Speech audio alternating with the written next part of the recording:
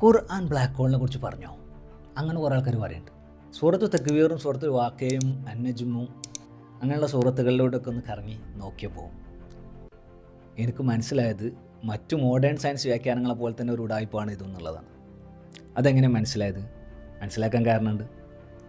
കാരണം ഈ പറയുന്ന പ്രയോഗങ്ങളിലെല്ലാം കൂടുതലും ഒരൊറ്റ പ്രയോഗത്തിൽ വെച്ച് ബാക്കി എല്ലായിടത്തും സൂര്യൻ്റെ ഉദയാസ്തമയങ്ങളെക്കുറിച്ചും പിന്നെ അതുപോലെ ലോകാവസാനത്തിൻ്റെ സംഗതികളെക്കുറിച്ചാണ് പറയുന്നത്.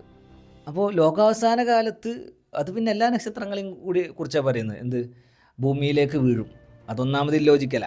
അതേപോലെ നക്ഷത്രങ്ങൾ അണഞ്ഞു പോവും. ഈ രണ്ട് സംഗതികൾ ലോകാവസാനത്തിനെ കുറിച്ച് മാത്രമാണ് പറയുന്നത്. അപ്പോൾ ലോകാവസാനത്തിൻ്റെ കാലത്ത് മാത്രമേ നക്ഷത്രങ്ങൾ അണഞ്ഞു പോകുള്ളൂ. ഈ പറയുന്ന ആളുകൾ അതൊന്ന് പ്രത്യേകം പറയണം. നിങ്ങൾ ഈ പറയുന്ന ആയത്തുകൾ ലോകാവസാനത്തിനോട് റിലേറ്റഡ് ആയിട്ടാണ് ഒന്ന്. പിന്നെ ഉള്ള ആയത്തുകളൊക്കെ അസ്തമയം, ഈ നക്ഷത്രങ്ങൾ, ചന്ദ്രനും ഹദീസിലും ഖുർആനിലൊക്കെ ചന്ദ്രനും സൂര്യനൊക്കെ അസ്തമിക്കും എന്ന് പറയുന്ന രീതിയിലുള്ള അതേ രീതിയിലുള്ള ഒരു അസ്തമയം തന്നെ നക്ഷത്രങ്ങളെക്കുറിച്ച് കൂടെ പറഞ്ഞിട്ടുള്ളൂ. ഇതൊക്കെ ഖുർആൻ വായിച്ചപ്പോൾ എനിക്കങ്ങനെ മനസ്സിലായതാണ്, ഞാൻ തെറ്റിദ്ധരിച്ചാണെന്നാണ് നിങ്ങൾ പറയുന്നതെങ്കിൽ ഇബ്നു കസീർ തെറ്റിദ്ധരിച്ചു എന്ന് നിങ്ങൾ പറയേണ്ടി വരും, തൊബിരി തെറ്റിദ്ധരിച്ചു എന്ന് പറയേണ്ടി വരും, തെൻതാവി തെറ്റിദ്ധരിച്ചു എന്ന് പറയേണ്ടി വരും, തഫ്സീർ ജലാലൈൻ എഴുതിയ ഇമാമുമാർ തെറ്റിദ്ധരിച്ചു എന്ന് നിങ്ങൾ പറയേണ്ടി വരും.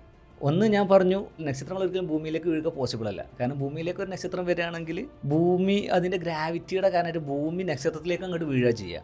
ഭൂമി അങ്ങനെ നശിക്കും. അല്ലാതെ നക്ഷത്രം എന്ത് ചെയ്യൂല, ഭൂമിക്ക് വീഴുക എന്നുള്ളത് പോസിബിൾ അല്ല. ഒന്നാമത് അതിൻ്റെ വലിപ്പം, രണ്ടാമത് ഗ്രാവിറ്റി. പിന്നെ അതേപോലെ തന്നെ നക്ഷത്രം അണഞ്ഞു പോണ കാര്യം, അതല്ലേ ബ്ലാക്ക് ഹോൾ എന്നൊക്കെ പറയുമ്പോൾ നിങ്ങൾ ചിന്തിക്കുക.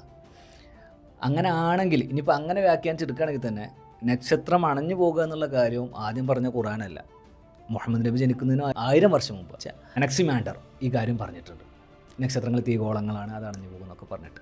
പിന്നെ അതേപോലെ തന്നെ മറ്റിടങ്ങളിൽ പറഞ്ഞതൊക്കെ ഇതിൻ്റെ ഉദയാസ്തമയങ്ങളെക്കുറിച്ചാണെന്നും പറഞ്ഞു. ഇതൊക്കെ തഫ്സീറുകൾ നോക്കിയപ്പോൾ ഞാൻ കണ്ടതുമാണ്. അതല്ലാതെ ഒരു നക്ഷത്രത്തിൻ്റെ മരണം എന്ന രീതിയിൽ എവിടെയും പറഞ്ഞിട്ടില്ല.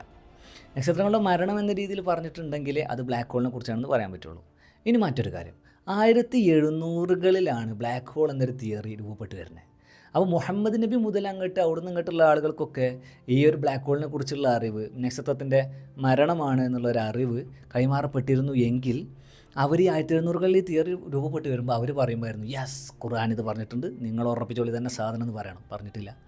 1971 ഇത് കൺഫേം ആക്കിയപ്പോഴും ഖുർആനും വെച്ചിട്ട് ആരും വന്നില്ല. യെസ് ഖുർആൻ ഇത് പറഞ്ഞിരിക്കുന്നു എന്ന് പറഞ്ഞിട്ട്. പിന്നീട് ആൾക്കാരിങ്ങനെ ഉരുട്ടി കൂട്ടാണ്. ഇത് നല്ല പോപ്പുലറായി ഇങ്ങനെ വന്നപ്പോൾ, ബ്ലാക്ക് ഹോൾ തിയറി നല്ല പോലെ പോപ്പുലറായി വന്ന സമയത്ത് യെസ് ഇത് ഖുർആനിൽ ചില ആയത്തുകൾ ഇതിനോട് ചേർത്ത് വെക്കാൻ പറ്റും, അങ്ങനെ വ്യാഖ്യാനിക്കാൻ പറ്റുമെന്ന് മനസ്സിലാക്കിയപ്പോൾ പുതിയതായിട്ട് വ്യാഖ്യാനിച്ച് തുടങ്ങി 1980 ശേഷം. അതല്ലാതെ അതിന് മുമ്പ് ആരും ഈ ഒരു പറയുന്ന സംഗതിയെക്കുറിച്ച് പറഞ്ഞിട്ടില്ല.